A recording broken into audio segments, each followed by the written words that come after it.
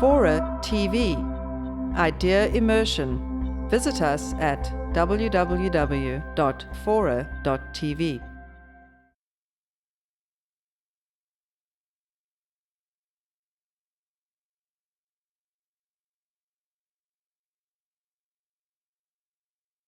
So I want to take you back and tell you a little bit about this story. The story from the outset is an attraction of opposites. Briton Hadden and Henry Luce came from opposite sides of the world.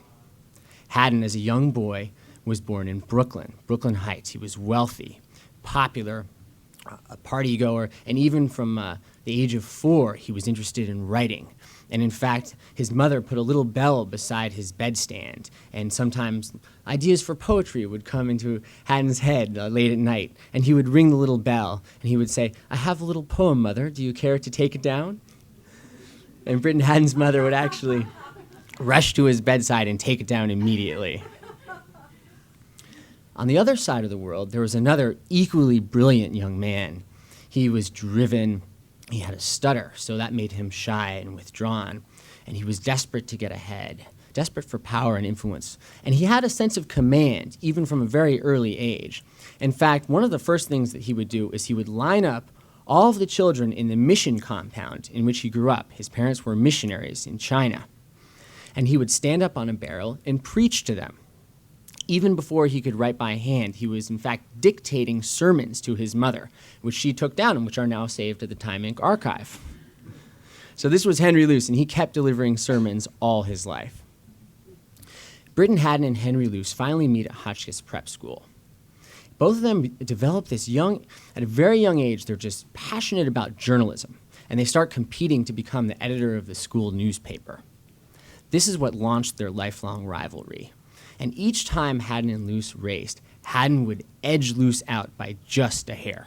So Hadden became the editor of the Hotchkiss Record, and then when they went on to Yale, he became the chairman of the Yale Daily News. And each time that they raced, Luce got just a hair closer, but Hadden still always won. And that's when their friendship was formed, because they developed this utmost respect for one another. And they began to push each other to higher and higher heights and discuss their goals for American journalism. This friendship ultimately was sealed, as Rachel said, inside the tomb of Skull and Bones. And they would talk for late into the night about their goals for journalism. But it was a different experience that created Time magazine. When Hadden and Luce went off to Yale, after a year of school, they were interrupted by the First World War. Many students went off to fight. But Hadden and Luce were actually too young to join the war as officers. So instead, they went down to Camp Jackson, South Carolina, to train to become officers.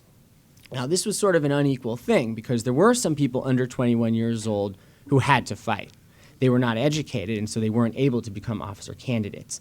And all of these other young men who hadn't been to college and hadn't even been to high school, in fact, were sent down to Camp Jackson as well from the farms and the hills of Ohio and Pennsylvania.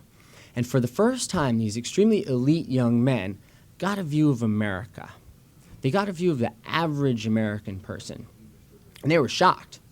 They were shocked, for example, that the men they were training didn't even know how to write their own names.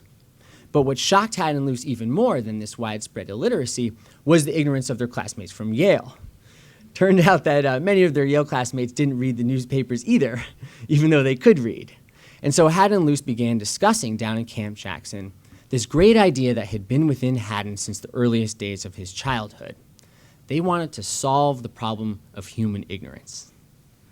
That was their goal from the outset. It sounds a little naive to us today, but they believed it was possible. And when they founded Time in 1923, the idea was to take everything you need to know, everything, from all around the world, put it inside 26 pages and make it sing, make it fun, and make it interesting.